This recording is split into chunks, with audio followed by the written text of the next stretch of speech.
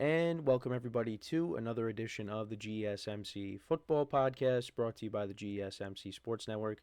As always, I'm your host, Kenneth Grunfelder, and it's great to have you guys here on this Thursday, January 30th. We have a lot to cover on the show today. Before I get into all of that, just want to remind you guys to tip or donate and get your comments recognized. Make sure to hit that super chat button in the chat if you want to see me acknowledge any thought or comment you may have throughout the live broadcast. It makes the show more lively, more entertaining between myself, the host, and you guys, the viewers. We appreciate you guys' viewership each and every day, so any contribution you can make to the show means the world to us as we put out content for you guys each and every day. And also, the other way to help out the show is by going to the link at the bottom of the show segment on the ticker, GSMCPodcast.net. That is GSMCPodcast.net. So let's get into what we are going to discuss today. So we are going to I'm going to give you guys my overview of the coaching hires, the ones that I really like, the ones, maybe I didn't like necessarily, and maybe the ones that I just feel indifferent about. Now, I will preface by saying this. There's not one where I just am fully against when it comes to the new head coach hirings. But there's some that I'm, not as fond of as others. And based on what I've talked about over, the last week or so, you kind of understand where I'm coming from with some of them. But again, we're just going to kind of dive into the coaching hires again, and like I said, give an overview of it. Then we're also going to talk about, and this was something that was brought up during the Kay Adams show when Robert Griffin III was on it. They were talking about where Saquon Barkley ranks among, the top free agent signings of all time. So I wanted to get into that discussion. I also just wanted to talk about the running back position in the third part of the show and how it was a great year to be a running back, and how this year is going to impact free agency when it comes to running backs moving forward. We'll also get into which playoff teams from this season will not make the playoffs next season. We'll get into that. And then in the final part of the show, I wanted to get into the New York Giants, just talk about what General Manager Joe Schoen had to say recently on the number 3 overall pick, what the Giants could possibly do at that pick. Now, they could do a few things, but what is the decision that they should most likely make with that selection? So let's get into the first topic, which is talking about the head coaches, what I liked, what I dislike, what I feel indifferent about. Let's get into that.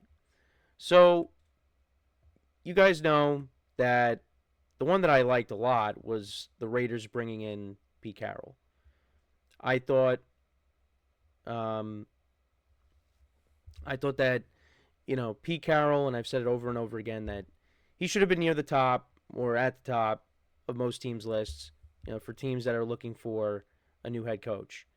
And the Raiders, I feel like this was the right decision for them, because they've kind of gone through a lot. And, Mark Davis was talking to the media earlier in the week, and he said how, they brought in John Gruden to be kind of a staple for the franchise. I mean, they signed him to that 10-year contract, and it looked like the Raiders were trending in the right direction.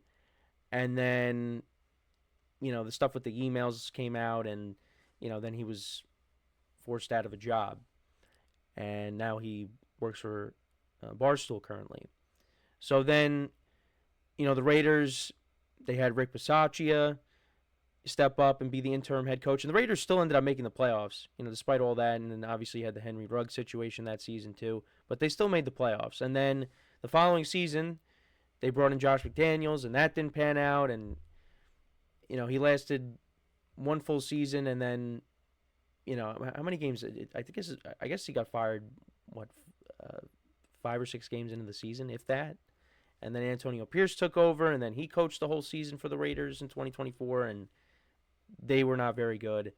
And they were looking for a head coach again, and Pete Carroll happened to be available because he didn't coach in 2024, and they made the right decision. And Tom Brady had a lot of influence on this decision, and it was the right decision. So this is a hire that I really like. I think Pete Carroll is going to make an immediate impact on this team. So that's the one I really like. I mean, there's not one that I look at and I absolutely dislike. Like for the Cowboys, it's not that I dislike the Brian Schottenheimer hire. It was expected because that's what like if this hire was unexpected in my eyes, then I'd probably dislike it. But this is a cowboy like hire. You know, they weren't going to hire someone that was going to have control. Jerry Jones is in control. And, I mean, I could say that the Cowboys lost in this sense because I don't think Brian Schottenheimer is going to be a difference maker. I mean, you're going from Mike McCarthy, who, I know his stock is not as high as it once was. But, he did coach the Cowboys to a couple of 12-5 seasons.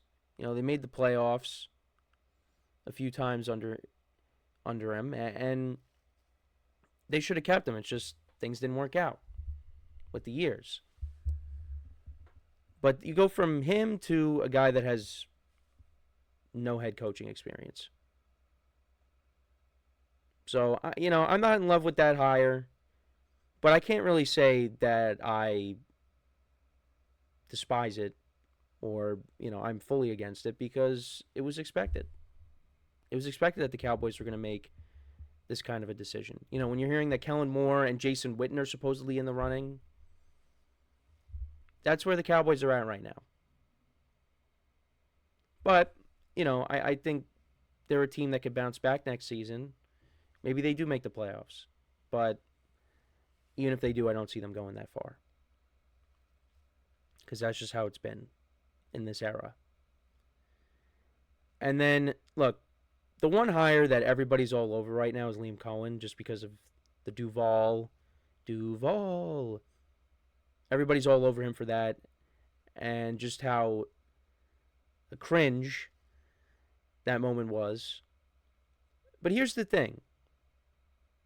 I brought this up. Remember Nick Sirianni's press conference? And look at the Eagles. They're in the Super Bowl again.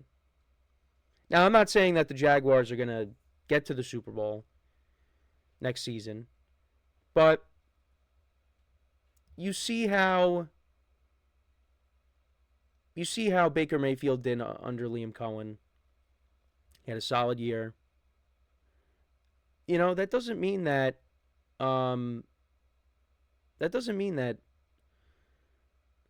Trevor Lawrence can have a big year under Liam Cohen. Now, Trevor Lawrence, there's been a lot. We want to see more out of him. We do. Because his career has gotten off to a disappointing start. And could Liam Cohen step in and be the right guy? We'll have to wait and see. Ultimately, like Aaron Glenn's press conference with the Jets. Really liked how he spoke. He looks like a guy that maybe this is the time that the Jets turn it around. But ultimately, it comes down to results on the field. Like Aaron Glenn, you could say he knocked his press conference out of the park. Liam Cohen, yeah, it didn't look right. Because of, the Duval thing. But ultimately, it is going to come down to what your team does on the field. Now, back to Liam Cohen, yeah, did well with this Buccaneers offense. But now how is he going to handle being responsible for an entire team? Because it's not just the offense that was disappointing. It was the defense that was a disappointment as well. So, and I guess one thing that benefits the Jags is they do play in a weak division because it's the Texans and then it's everybody else. So could the Jags bounce back? I mean, look, 2023 they were 8-3 and then they collapsed. I mean, you still got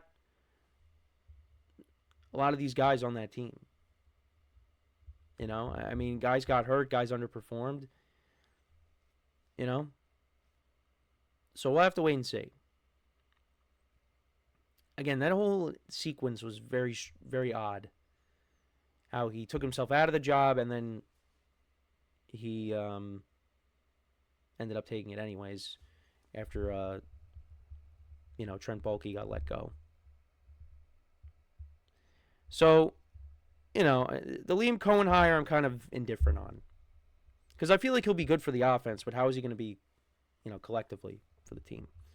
The Ben Johnson hire I like a lot. The Bears have a lot of talent on that team. And, I think he's going to be able to get more out of this offense because, Caleb Williams' ceiling is higher than Jared Goff's. So, I'm a fan of that hire. Mike Vrabel with the Patriots. I think that was a good hire too. They brought in Josh McDaniels to be the offensive coordinator again. So I am a fan of the Vrabel hire as well. Aaron Glenn, I liked what he said in the press conference. It's just, like I said, we got to see results. We got to see results. And I hope it works out because it would be a nice story. He played for the Jets, and then he comes home, and he turns his team around because the Jets, they need to turn it around. They have been long overdue. So we'll see how it goes. But I feel like for the most part, the teams that needed new head coaches, I think they got the right people in place. I like the Ben Johnson hire, the Mike Vrabel hire, the Pete Carroll hire.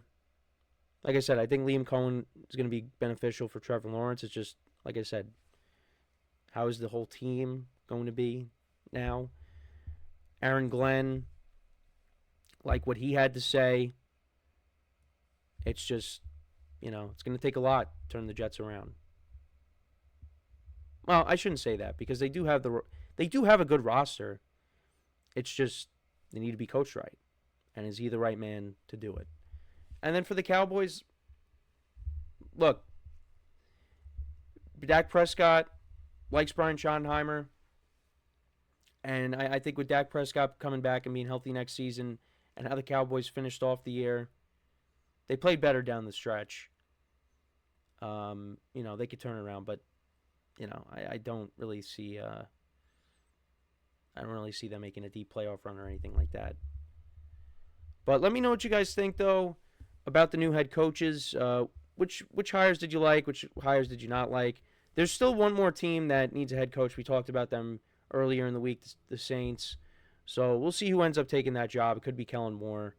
We'll find out hopefully soon. So we're going to take our first break of the show now, and then when we come back, we'll talk about where does Saquon Barkley rank among the all-time free agent signings in NFL history. So with that being said, stick around, and we'll be right back here on the GSMC Football Podcast.